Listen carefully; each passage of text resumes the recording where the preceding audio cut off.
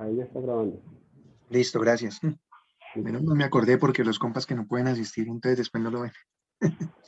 Claro. Bueno, aquí entonces, ¿cuál sería el trabajo de alto riesgo? Pues yo creo que la minería siempre ha sido de alto riesgo y socavón. Así es. Creen o diga, estoy seguro.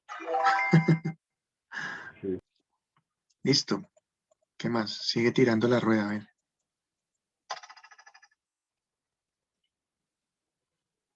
La indemnización sustitutiva de la pensión de vejez en el régimen de prima media con prestación definida se reconoce a quien tiene las semanas mínimas requeridas para su pensión, pero todavía no tiene la edad. A quien cumplió la edad de vejez y no tiene las semanas mínimas requeridas para pensionarse. A las personas que trabajan con el Estado cuando cumple más de 25 años. A toda persona a cualquier edad sin importar el número de semanas cotizadas que tenga. ¿Cuál creen ustedes? La segunda, La segunda. Muy bien. ¿Qué quieren? ¿Una caja, una mascota o un viaje? viaje.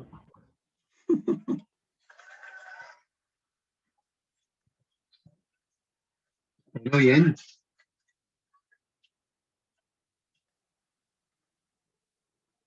Listo. Compañeros y compañeras. Hasta ahí el módulo 4. Luego veíamos en el módulo 5 el régimen de ahorro individual, que como vemos pues tiene 3 partes y es también bastante, digamos, amplio en conceptos y pues en el material de la clase, ¿no? Yo no me acuerdo si este era un crucigrama. Ah, no. Ahorita lo hacemos. Entonces, básicamente en este ahorro, pues es como la contraparte del otro, que tiene que ver, que el otro nos decía que era con una base de solidaridad, ¿no? Este, este régimen es, como su nombre lo indica, de ahorro individual, pero pues le ponen con solidaridad ahí para hacer ver que se relaciona un poquito con la esencia de las pensiones. Entonces, es aquel mediante el cual los afiliados o beneficiarios obtienen una pensión de vejez, invalidez o de sobrevivientes, o la devolución de saltos de acuerdo con lo previsto en los artículos 59 y siguientes de la Ley 100 del 93. Aquí ya nos hablan específicamente acerca de este régimen. Aquí nos dice que se da la pensión de vejez por ahorro y pues hay unos requisitos, ¿no? Que están establecidos acá. Entonces dice, en este régimen solo existe un requisito de pensión que se denomina capital. En el régimen las personas tendrán derecho a una pensión de vejez a la edad que escojan, siempre y cuando el capital acumulado en su cuenta de ahorro individual les permita obtener una pensión mensual superior al 110% del salario mínimo legal mensual vigente. Lo veíamos en el ejercicio, si no estoy mal era de la tarea o del foro, donde pues se le decía a la persona pues que si básicamente contaba con el ahorro o el capital para que la pensión fuera de este monto, pues no había problema, ¿sí? Ahí lo importante es tener en cuenta lo que en la tarea se manifestaba en el foro, y era que, pues, claro, el concepto de ¿cómo es? El promedio de vida de las personas, ¿no? Entonces, cuando a pesar de cumplir los requisitos para acceder, el trabajador opte por continuar cotizando, el empleador está obligado a efectuar las cotizaciones a su cargo mientras dure la relación laboral o legal, y pues eso es hasta cuando las mujeres tengan 60 y los hombres 62 años. ¿Cuál es la cantidad de dinero que se exige para tener la pensión? Entonces, acá es donde aparecen estas, digamos, requisitos. Entonces, tiene que ver la edad de la persona, cuando decide pensionarse, la expectativa de vida, la rentabilidad futura y la posibilidad de sustitución pensional por sobrevivencia. Entonces, acá nos dicen, si una persona decide a los 40 años pensionarse, pues necesita mucho más capital que una persona que decide hacerlo a los 60 años. Y también nos dice que como las mujeres tienen una expectativa de vida mayor en Colombia, pues en el caso de ellas les van a, digamos, a valorar en este punto de la expectativa de la persona, pues ese factor.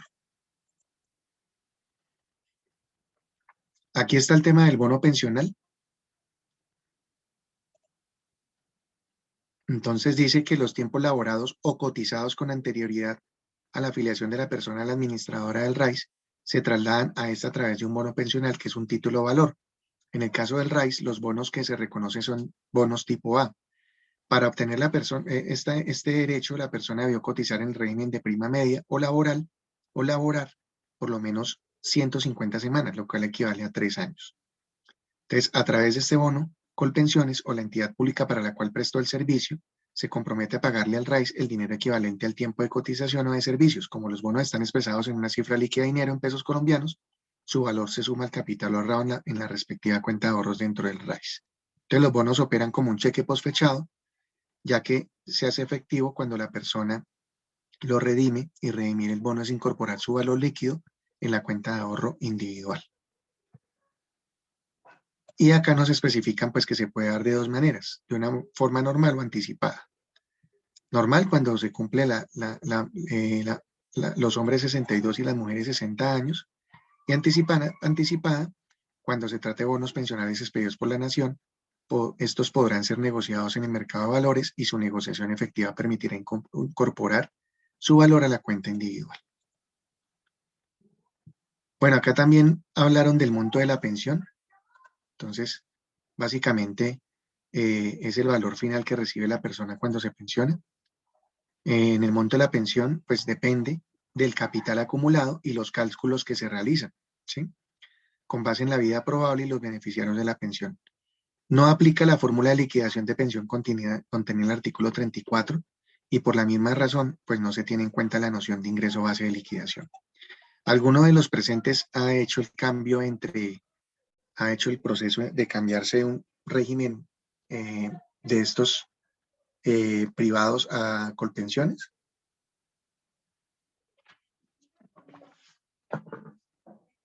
Cuando, No. ahora con la doble asesoría lo han hecho. Yo hice ya la doble asesoría, pero no he hecho todo el cambio. ¿Y si pudo identificar usted la diferencia de la doble asesoría? Sí, aunque te soy sincero, yo ya he entendido un poco más con el curso cómo es la cosa, ¿ves?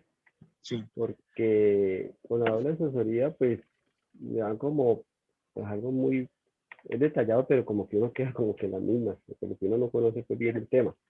Pero ya con el curso, de verdad que sí se da uno cuenta de la Ya realidad más un poco claro. más, sí, más claro. Entonces ya uno puede tomar la decisión más No, y mire apropiada. que uno, por ejemplo, ahorita con el curso dice, por ejemplo, bueno, cuando le hacen la doble asesoría a uno, le ponen como 3 o 4 escenarios. Y eso se lo pone Colpensiones. Entonces, usted, pues yo me acuerdo que cuando yo la hice, pues yo tomé nota, y después que me la hizo el fondo privado, pues comparé, y sí salía mucho mejor en Colpensiones. Pero pues bacano, y esa información pues lástima que no la guardé, pero sí sería muy bacano, si uno tiene una persona cercana, pues poder recopilar esa información en la doble asesoría, o si tiene un asesor amigo que realice ese ejercicio, pues para ya con este conocimiento no poder pues hacer el cálculo y validar. Tranquilo, Giovanni, no se afane. Listo. Por acá también nos hablan de las modalidades de inversión, que es de la esencia del régimen la capitalización de recursos al interior de la cuenta individual. Entonces, básicamente lo que hacen en este régimen, pues es, ay, se me olvida esa palabra. Bueno, es utilizarlos para hacer inversiones y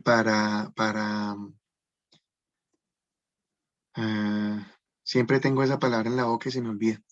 Bueno, entonces básicamente lo que hacen es tomar los recursos y hacer inversiones para multiplicar el dinero en cierto modo, ¿no? Y la persona decide dónde, en qué fondo de estos que nos los explicaban acá, en los multifondos, pues en qué fondo pone su dinero, o digamos, permite que las entidades especulen, es la palabra, especulen con su dinero, y pues le puedan, como quien dice, aumentar el capital que tiene.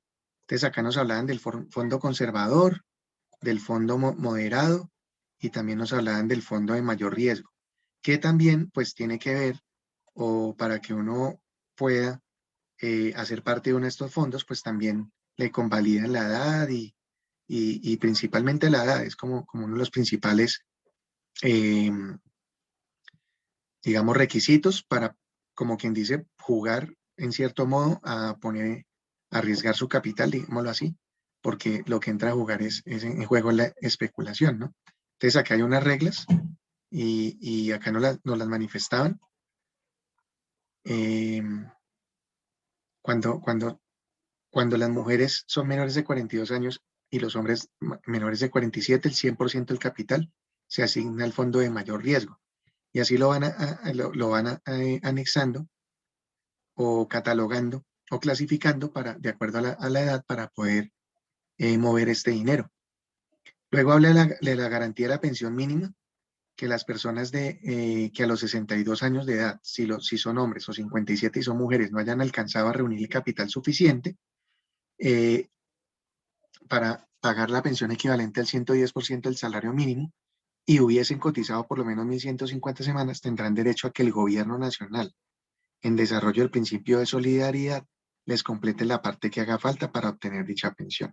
Entonces, como podemos ver, digamos que en este fondo no pierde, estos fondos no pierden, ¿sí? Estos fondos cuentan con el respaldo todo el tiempo y si en este caso la persona pues no logra alcanzar ese capital, pero sí las semanas, pues ahí está el gobierno para, en el principio, para que en aras del principio de solidaridad le aporte al fondo para que la persona pueda recibir su pensión. Por ahí también, eso es lo que digamos en el decreto este 1174, que lo que querían hacer era pasar a todas estas personas para el otro fondo, ¿no? Para el otro sistema.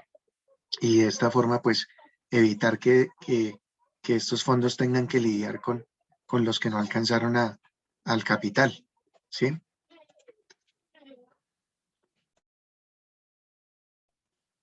Bueno, acá nos hablan de la irrenunciabilidad de la pensión. Entonces, las pensiones tienen un carácter irrenunciable, lo que implica que quien acredite los requisitos para acceder a una de ellas no puede renunciar a este derecho. Quien cumpla los requisitos, entonces, quien cumpla los requisitos para acceder a la garantía de pensión mínima y además cumpla las dos condiciones de a tiempo, no puede solicitar la devolución de saldos. Entonces, por eso nos decían en la pregunta, si no estoy mal era del foro, pues que si la persona podía, como quien dice, jugar con el sistema y pues buscar la devolución de fondos, ¿sí? Digamos que algunos lo que veíamos ahí en las respuestas era que sí, pues que tendría que manejar, pues primero conocer de esto y segundo pues manejar, como quien dice, sus fichas, saber jugar su juego para poder que pueda solicitar los saldos. Pero pues también se manifestaba ahí que podía llegar a ser un riesgo, porque pues lo que comentaban algunos era pues que en la vida cosas fijas, sobre todo en la vejez, es muy difícil y pues hay que garantizar la subsistencia y hay que garantizar el ingreso para que pues las personas podamos tener una vejez digna. Entonces ahí jugar con eso pues es jugar, podría decirse que con candela, ¿no? Pues no sé, si la persona se organizó, bueno, no sé qué habrá hecho en su vida pues para poder alcanzar esto y llegar a, digamos, poder jugar con este tema. Bueno, luego por acá en la parte 2 nos hablan de las modalidades de pensión de vejez y en la parte 3 es tan extenso el tema que llegaron a la parte 3 nuestros compañeros de Redal que también hablaban de prestaciones y beneficios adicionales en el RAIS. Entonces ahí también nos hablaban acerca de todas las variables que se tienen y acá los podemos ver. ¿Mm?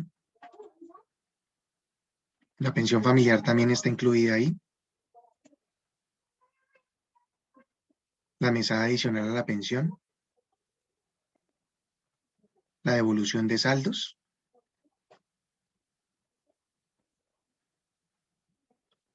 que nos lo comentaban ahí. Por acá había una actividad.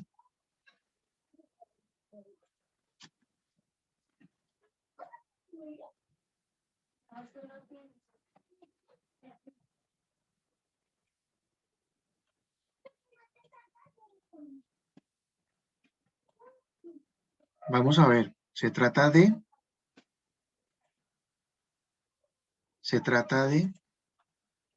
unir los extremos, ¿cierto? Entonces vamos a hacerlo entre todos. Renta vitalicia inmediata. Entonces habla acá a este lado retiro programado, pensión familiar, pensión mínima en el RAIS. Se obtiene cuando la persona cumple 62 años y el hombre 57 años y es mujer, tiene menos de 1.150 semanas. Modalidad de inversión que le permite a los afiliados del régimen de ahorro individual decidir dónde invertir el dinero existente en su cuenta de ahorro individual de acuerdo con el perfil de riesgo, su edad y expectativas laborales. Modalidad de pensión por medio de la cual el afiliado contrata con la aseguradora de su elección el pago de una renta mensual hasta su fallecimiento y el pago de pensiones de sobreviviente en favor de sus beneficiarios y pensión por ahorro en el RAIS. Bueno, ¿quién dijo yo? A ver. Alguien digamos que aporte uno de estos puntos. Ese fue difícil. Modalidad de pensión por medio de la cual el afiliado contrata con la aseguradora de su elección. El pago de una renta mensual hasta su fallecimiento y el pago de pensión de sobrevivientes en favor de sus beneficiarios. Y la inmediata. Esta. Bueno. ¿Quién más se anima?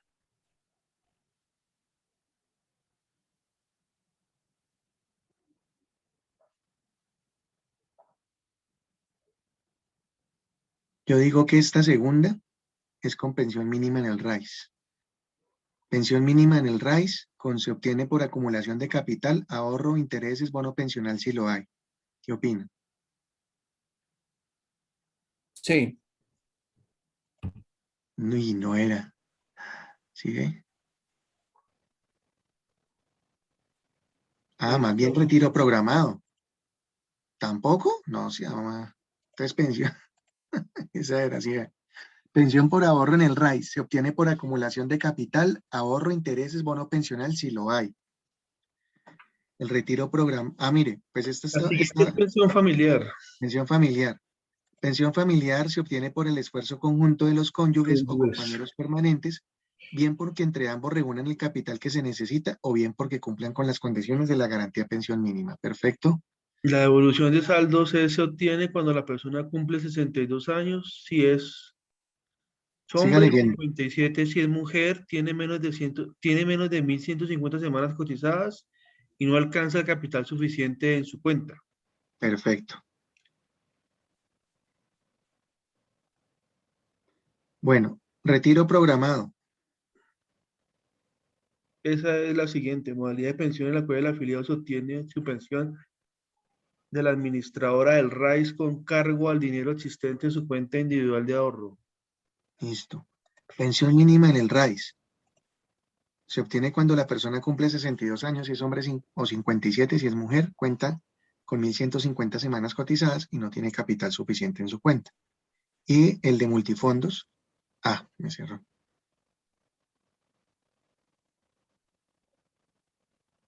Me lo cerró. Bueno, entonces, esa era la actividad. Ahora necesito.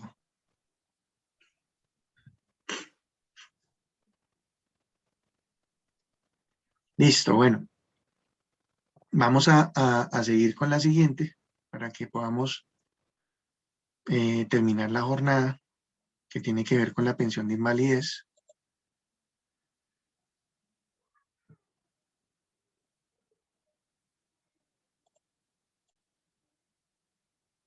De origen común. Cuando hablamos de origen común, ¿a qué nos referimos?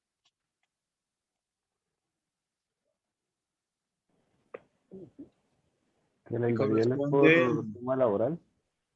Señor, Sí, cuando no es la invalidez, cuando la invalidez no la ha causado pues el trabajo como tal. cuando la invalidez no, cuando el origen de la enfermedad no es no es laboral. laboral. Exacto.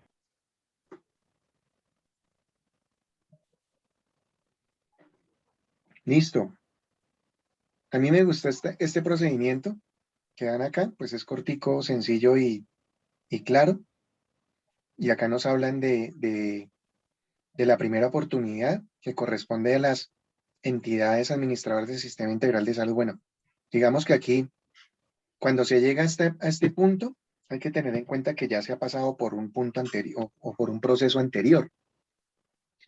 Y el proceso inicial es el de determinar si la enfermedad que usted o yo padecemos es de origen común o laboral, ¿sí? Entonces, digamos que antes de llegar acá, pues ya hemos tenido que pasar por varias etapas de un proceso que es para que le digan a uno si la enfermedad es de origen común. Si la enfermedad finalmente, o sea, después de pasar por la primera oportunidad que inicia en la EPS, de pasar por una junta regional de calificación y terminar en una junta nacional de calificación. Y si la junta dijo que la enfermedad es común, pues, si la enfermedad es laboral, perdón, pues esa enfermedad la asume la ARL. Si la enfermedad es común, pues es cuando en este escenario donde estamos, pues que tiene que ver con el fondo de pensiones y la EPS. Entonces aquí, cuando habla de la primera oportunidad, pues corresponde a las entidades administradoras del Sistema Integral de Seguridad Social para determinar la pérdida de capacidad laboral, el grado de invalidez y el origen de estas contingencias dentro de sus respectivas competencias. Entonces, aquí nos dicen, si se trata de una afiliada a un fondo privado, la calificación la realizará la compañía aseguradora que tiene a su cargo el seguro previsional, pero si se trata de una afiliada con pensiones, será hasta la entidad que realice esta primera calificación. El dictamen deberá dar cuenta de 3 factores específicos: el porcentaje de pérdida de capacidad laboral, la fecha de estructuración y el origen de la pérdida, que como les decía es común o laboral. Entonces, cuando se realiza la calificación en primera oportunidad, si la persona no está de acuerdo con la calificación, debe manifestar su inconformidad dentro de los 10 días siguientes a través de un escrito. Y me gusta que esa parte esté resaltada en rojo porque resulta que en este tipo de procesos, cuando no se manifiesta la inconformidad en ese tiempo, queda en firme, ¿sí? Queda como aceptado, mejor dicho, por las partes. Entonces es muy importante que cuando nos encontremos con este tipo de casos, siempre la primera pregunta es ¿y cuándo recibió la notificación? ¿No? Entonces, ahí, digamos, empieza a contar a partir del recibido. Y luego dice que la entidad deberá remitir el caso a las juntas regionales de calificación dentro de los 5 días siguientes. Es decir, yo recibo mi carta donde me están diciendo el porcentaje, yo no estoy de acuerdo, presento la inconformidad y eso se envía a la junta regional dentro de los 5 días siguientes para que ellos realicen una nueva calificación. No tiene ningún requisito especial este proceso, basta con presentarla dentro de ese término y teniendo en cuenta que para estos efectos generalmente el día sábado se considera día hábil. Entonces aquí también es clave tener en cuenta eso, ¿no? No sea que uno cuente de lunes a viernes y le cuenten ellos el sábado y pierde el año uno. La Junta Regional califica en primera instancia la pérdida y su decisión entonces será apelable. Lo mismo a través de un escrito ante la Junta Regional de Calificación de Invalidez y la cual decidirá en un término de 5 días. Entonces, como vemos, acá ya hay varias instancias, se llega a la Junta Nacional de Calificación y lo que hay que tener en cuenta es que estas juntas pueden mantener el porcentaje o lo pueden sencillamente modificar, ¿no? Entonces, de ahí la inconformidad y la apelación que se presenta. Claro, para efectos de la apelación, al afiliado le bastaría con manifestar su desacuerdo con el dictamen de la Junta Regional. No tiene que discutir con criterio médico. O sea, aquí lo que le están diciendo a uno es que usted no tiene que ser médico para poder apelar esto, ¿sí? Usted no tiene que ser científico o irse desde el aspecto científico. Bueno, sabemos muy bien que en Colombia, pues desafortunadamente, este tipo, lo que se presenta es que estas juntas, pues a veces no son objetivas, ¿sí? Allí trabajan empleados de ARLs, ahí trabajan empleados principalmente del sector, de la parte privada, y pues lo que hemos visto en la práctica es que a veces ellos no, pues a veces no son objetivos, y pues lo que se tiene que denunciar es que no haya un conflicto de intereses, ¿no? De esta gente que trabaja allí. Entonces, hay un compañero por ahí que nos apoya con los temas, que es el presidente de la Asociación de Trabajadores Enfermos de Colombia. Pues él ya incluso se conoce las salas de estas juntas y dice, ¿a qué sala fue? A tal, no, allá sí, allá son ¿qué? Allá son de los que no son objetivos. Entonces, sí, a veces hay que saber un poco para presentar estas apelaciones, ¿no?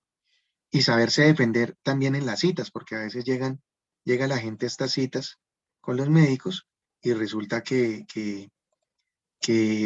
los vuelven, como dicen vulgarmente, chicuca, en el sentido de que eh, como que los cogen y no son muy objetivos, no son muy humanos, los hacen sentir mal, los juzgan e incluso los maltratan, ¿sí? Entonces eso es bueno tenerlo en cuenta. La calificación de las juntas es, ese procesito tiene el costo de un salario mínimo legal vigente, y cuando el afiliado accede en virtud de este procedimiento que acaba de escribir la entidad de la Seguridad Social, que calificó en primera oportunidad, asume dicho costo. Es decir, si yo quiero una recalificación lo puedo hacer, pero me toca pagarlo. Y también, a pesar del dictamen de la Junta Nacional, si yo no estoy de acuerdo, entonces hay que hacerlo, ya trasciende a la justicia laboral ordinaria mediante demanda asistida por profesional de derecho, abogado. Entonces eso es bueno que se tenga en cuenta en este proceso que aquí nos hablan. Y los efectos de la calificación, pues ahí básicamente es que dentro del sistema de pensiones no existen prestaciones económicas por pérdidas de la capacidad laboral inferior al 50%, como si existe dentro del sistema de riesgos laborales. Bueno, acá creo que no se va a ver, no recuerdo, pero en el sistema de riesgos laborales, si la enfermedad es de origen laboral y le califican la enfermedad, sí le dan una prestación económica. En este caso, de la enfermedad común, no le dan una prestación económica, pero si la persona supera el 50% de la capacidad, de la pérdida de capacidad, pues queda amparada por la estabilidad laboral reforzada, y pues en superior al 50% tiene que ver con el tema ya de la pensión por invalidez. También la fecha de estructuración que nos hablan, que es muy importante, que es la fecha en que la persona pierde un grado o porcentaje de su capacidad laboral u ocupacional de cualquier origen como consecuencia de una enfermedad o accidente, y se determina con base en la evolución de las secuelas que han dejado estos. Para el estado de invalidez, esta fecha debe ser determinada en el momento en que la persona evaluada alcanza el 50%.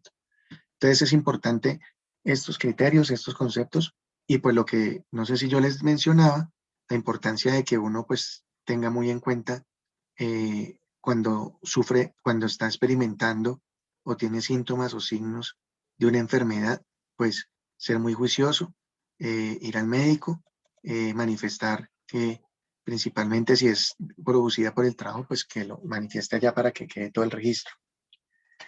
Acá nos hablan de los requisitos. Entonces hay que, la persona, digamos, tiene que ser declarada como inválida con la pérdida de capacidad laboral igual o superior al 50%. Pues lograr este tipo de pérdida no es muy fácil, digámoslo así.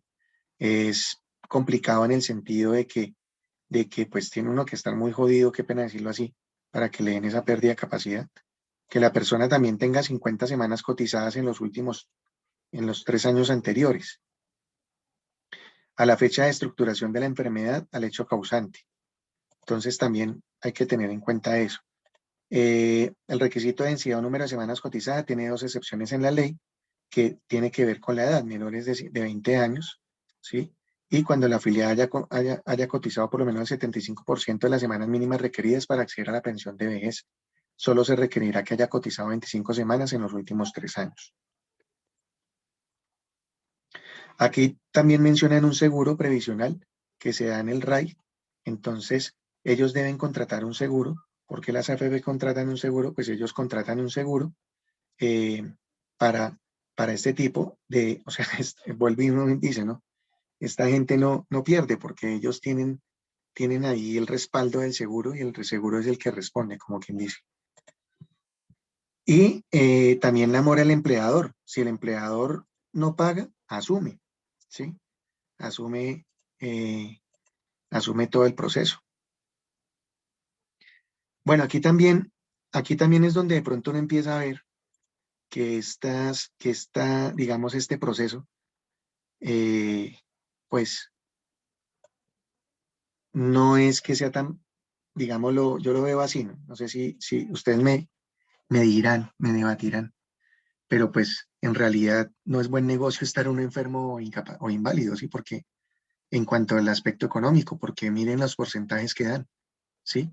Si la pérdida de capacidad laboral es igual o superior al 50% e inferior al 66%, y si es superior del 66%, dependiendo el porcentaje que uno, pues, digamos, el porcentaje en el que lo califiquen a uno, entonces le van a calcular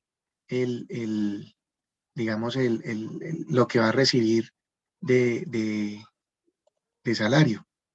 Entonces aquí nos hablan, el 45% es el monto inicial de la pensión y se obtiene aún si las semanas son cotizadas o menos de 500. El monto máximo es del 75% del ingreso base de liquidación, porcentaje que se alcanzará cuando la persona tenga 1.500 semanas cotizadas. El porcentaje resultante de la aplicación de la fórmula se aplica al ingreso base de liquidación que tenga la persona y el resultante será el valor final de la mesada. Y acá hay unos porcentajes conforme al porcentaje. Y acá las semanas, pues asimismo se da digamos, la liquidación. Y acá en el caso de uno superar ese porcentaje, el 66%, pues también hay una tablita para liquidar eso. Entonces ahí también nos ayuda a saber cuánto es que las personas van a ganar.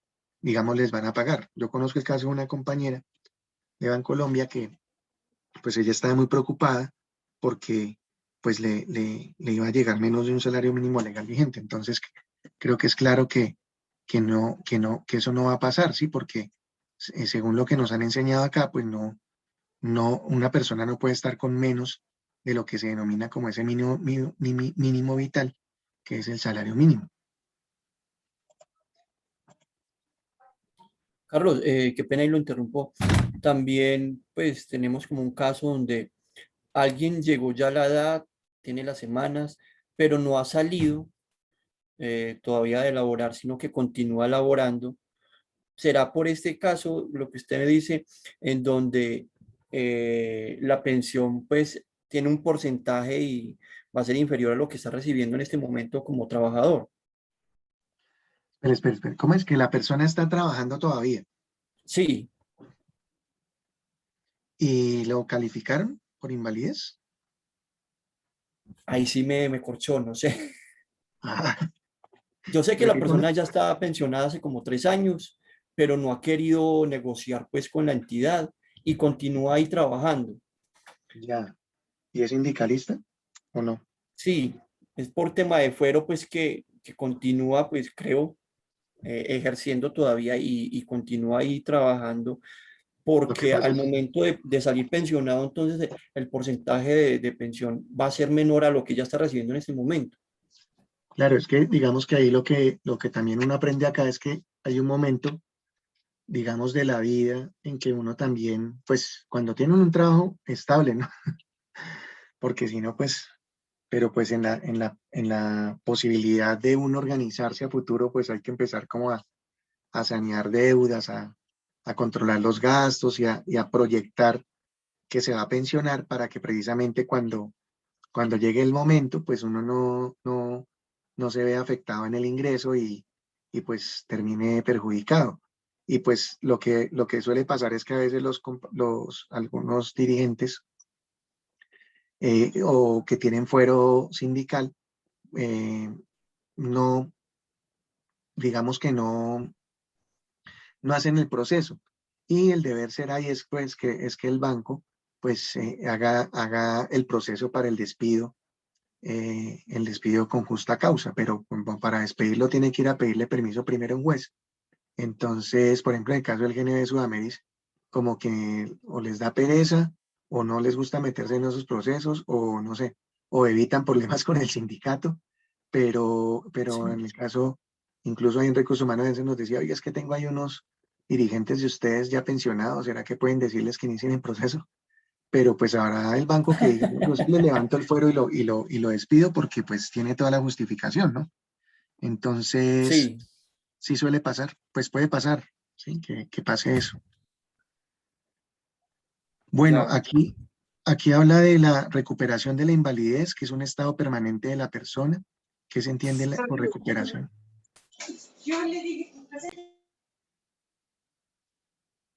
Bueno, ¿Aló? sí, Qué pena, Carlos, contigo. Yo tengo una, bueno, referente al tema que acaba de preguntar Giovanni. Tú dices, bueno, ya toca, es como si yo soy el banco a merced de que la persona decida irse. ¿Cuánto tiempo puede pasar para que esa persona decida irse? Y adicional, yo me acuerdo, pues no recuerdo exactamente el nombre de la ley ni el número, pero sí me acuerdo que en los módulos, pues la primera clase, para esos módulos que hemos visto ya, había algo donde hablaba de se me olvidó la palabra, de que la persona podía, por ejemplo, lo que dice Giovanni, a pesar de haber cumplido la edad, de haber cumplido con las semanas, que podía seguir trabajando hasta 5 años más con tal de valorizar un poquito más la pensión. Entonces mm, puede ser que ese sea el caso de las personas que ya están, bueno, que ya están en edad de pensión para retirarse y que aguanten ahí solamente por el hecho de poder como que, sí, aumentar el tema de la pensión cuando ya se vayan a retirar. O sea, ese sería digamos que un caso, porque el caso que ya habla el compañero es que la persona ya está pensionada y no por invalidez ni nada, sino porque ya obviamente tiene la edad, tiene las semanas, pero por ser dirigente sindical se montó en el bus y no se quiere bajar, que es totalmente distinto. Pero sí me genera la duda en cuanto que si de pronto se estén pegando del tema de las 5 semanas de más de los 5 años de más para poder seguir cotizando. sí, yo me acuerdo que por acá, no recuerdo exactamente, nos hablaron de eso, en esto del RAIS, que si la persona quería, Aumentar la digamos, pensión, como aumentar el aumentar su capital, exacto. se podía quedar un ratico más y el empleador está en la obligación, pero había un límite de edad, ¿no? Entonces también podría ser, pues, el caso de que la persona, digamos, quiera o necesite ahorrar un poco más de capital y entonces se mantiene ahí, ¿no? Mira, creo que es esta.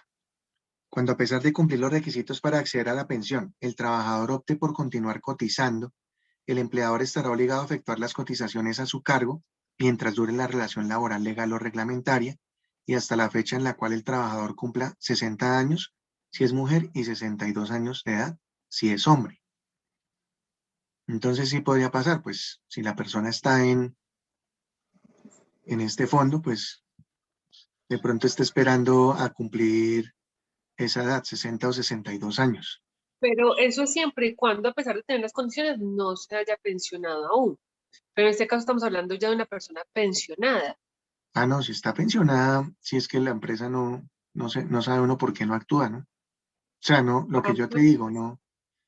En el caso de nosotros en el GNB, a mí la vez pasada que estuve, el de Recursos Humanos me dijo, oiga, es que por ahí hágame el favor y recomienda que hay unos ya pensionados y que por favor empiecen el proceso. Pues yo le dije, pues yo voy y llevo la razón y le comenté a la presidenta, pero pues vuelvo y digo, no sé, no, sería bueno la próxima vez le voy a decir, bueno, ¿y ustedes por qué no hacen el proceso? A ver qué dice. A ver porque ahorita, por ejemplo, con la pandemia, lo que hicieron, por lo menos este banco, fue a todos los que habían por ahí ya pensionados que los tenía todavía en el banco, ahí sí los sacó a todos, ¿sí? Entonces había más de uno ya pensionado que seguía en el cargo y estaba ahí, digamos, a voluntad del banco.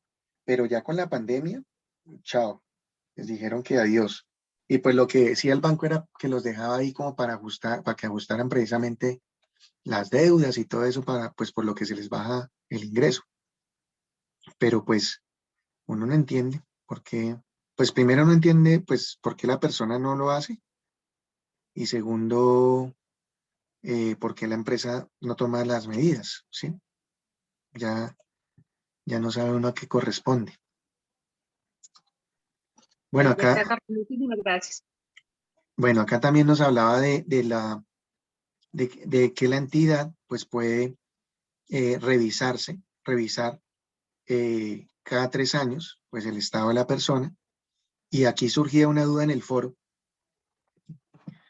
que como quien dice también tocó preguntarle a un amigo, y pues ahí habían unos muy buenos aportes de ustedes, en el sentido de qué pasaba cuando una persona que había sido calificada con más del 50% de capacidad, a los 3 años le hacían la revisión y le bajaba el 50%.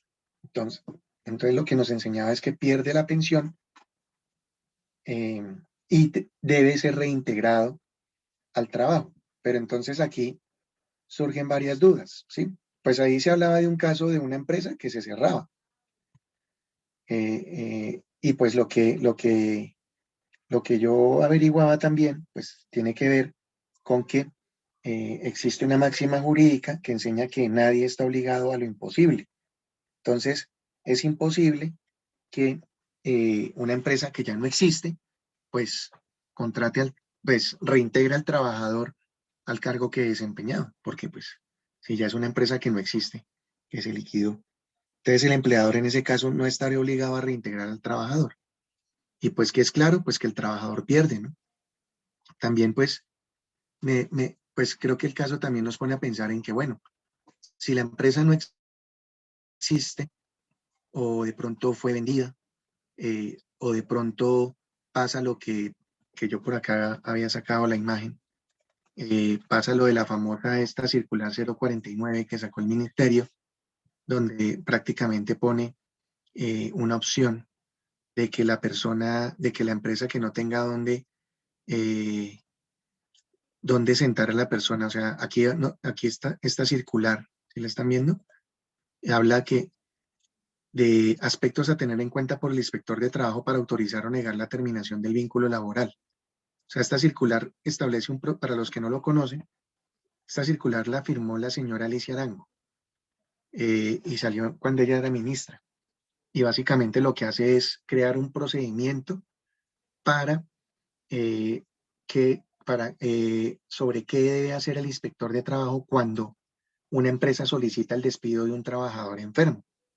Entonces aquí pone varias opciones. Entonces aquí dice cuando el empleador solicita la terminación del vínculo y manifiesta que existe justa causa de despido. O por acá más adelante aparece otra opción que es cuando el empleador solicita la terminación del vínculo y manifiesta que existe una causal objetiva. O cuando la discapacidad o situación de salud del trabajador sea incompatible e insuperable con el cargo que desempeña. Entonces, notemos acá que a pesar de que la norma establece que si yo hasta hoy tuve el 50% o más de pérdida de capacidad laboral y me van a reintegrar en la empresa puede salir con esta excusa de que no tiene dónde sentarme, de que el cargo es incompatible e insuperable. Entonces puede ir al ministerio y empezar a hacer el proceso para, pues, como diciendo, yo no tengo dónde sentarlo a él, ¿sí? Entonces, ahí también pues, lo que nos planteaba este punto tiene que ver con eso, ¿no? Y pues, ¿quién es el que queda jodido? Pues el trabajador. Es el que queda, pues, ahí perjudicado. Una persona que, por más que no tenga el 50%, pues no está al 100%.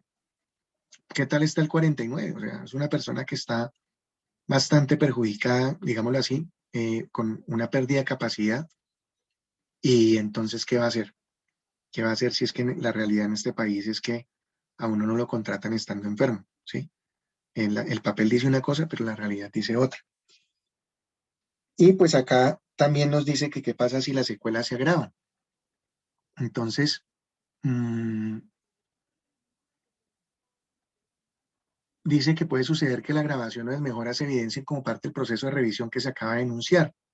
Entonces, en ese caso, la entidad que revisó la invalidez procederá como corresponda. Entonces, por ejemplo, una persona que inicialmente tuvo un dictamen del 65% y por un agravamiento de su condición, entonces ya está en el 66%, lo que implica afectar una reliquidación de su pensión de conformidad con los montos analizados previamente.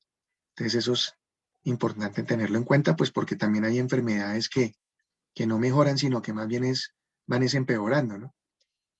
Bueno, aquí también nos hablan de si la invalidez es un estado permanente de persona. O sea, yo creo que aquí es importante tener en cuenta la importancia de la salud, o sea, la importancia de uno poder mantener y disfrutar de un buen estado de salud. Yo creo que parte de lo que está pasando ahorita con la pandemia, pues tiene que ver con eso, porque uno escucha de que la persona le dio coronavirus, pero pues que quedó con algunas secuelas, que me quedó algo en el pulmón, por allá algunos los he escuchado hablar de diálisis, temas de riñones, bueno, digamos que por esta situación pues se desencadenan otras.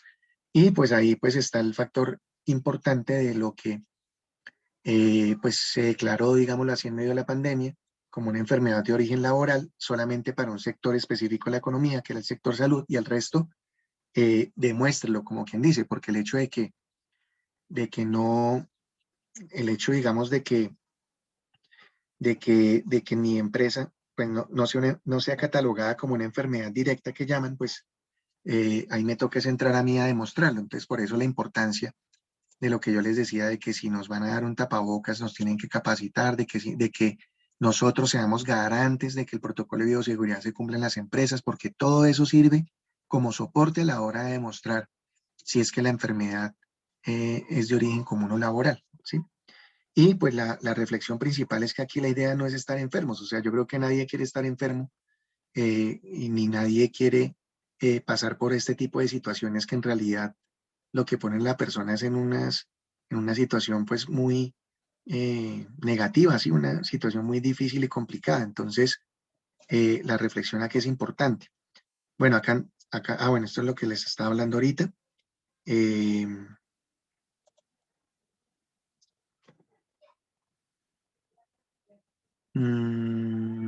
Bueno, acá también nos pone la situación de que la persona tenga el porcentaje, pero no tenga las semanas. Entonces, el sistema prevé una prestación subsidiaria para aquellos casos en los que ocurra la contingencia invalidez, la persona no acredita la condición de semanas cotizadas para acceder a su pensión. Entonces se habla de una indemnización sustitutiva dentro del régimen de prima media y de devolución de saltos dentro del régimen de ahorro individual.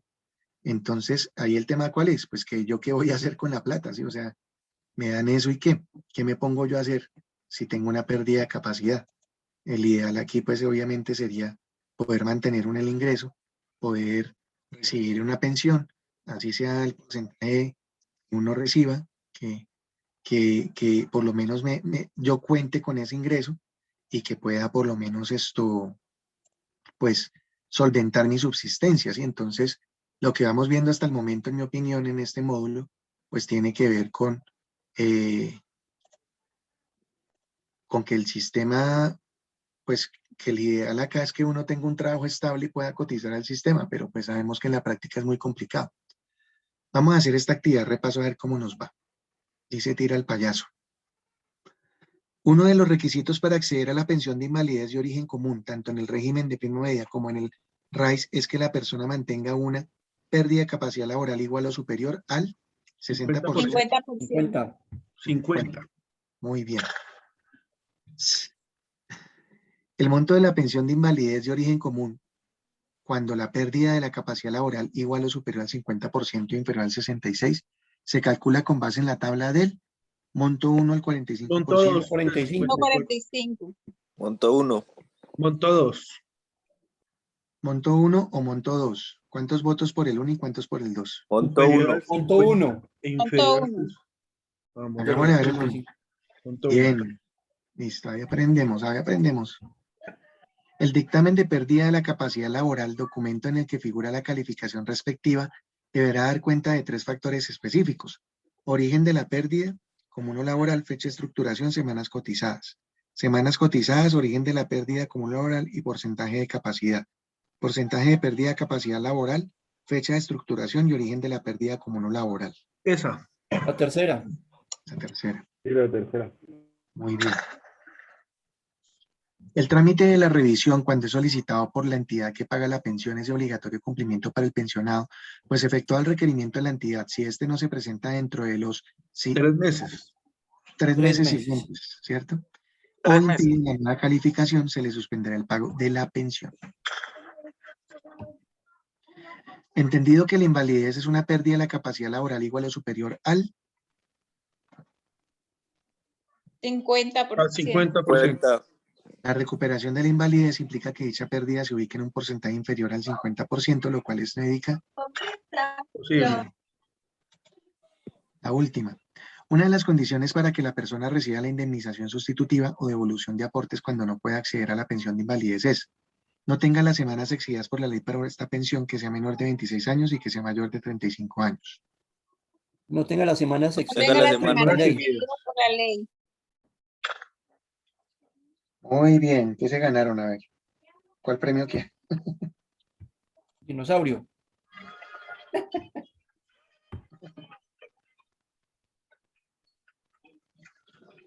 Bueno, entonces ahí el material, digámoslo, que hemos visto, pues nos adentra a este mundo de los regímenes. Es importante lo que manifestábamos al principio, pues la importancia de continuar repasando, continuar, digamos, asimilando estos conocimientos. En estas 3 semanas, pues pudimos conocer más al respecto. Y pues en las siguientes vamos a mirar lo que es la pensión de sobrevivencia, este sistema general de salud y las incapacidades médicas, que también es muy importante, ¿sí? Y en este módulo 9 es donde nos vamos a volver a encontrar, ya para después terminar prácticamente las últimas 3 semanas del curso. Entonces, pues mi invitación es a que continúen motivados, motivadas, a que sigamos siendo inquietos e inquietas, a que las dudas que tengamos pues las vayamos transmitiendo para poderlas ir resolviendo, y que nos acordemos, pues los que yo les decía al principio, que aquí todos estamos aprendiendo, y que esa es la idea. ¿Listo? No sé si alguien tenga algún aporte.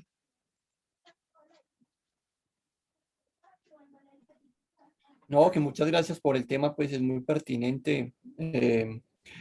Mucho contenido, como le dije al comienzo, pero pues la forma en que se está dando y los ejercicios y estas evaluaciones así chiquitas son muy didácticas y muy buenas para que eso se vaya pegando y nos como contextualizando mucho de esto, que es muy importante.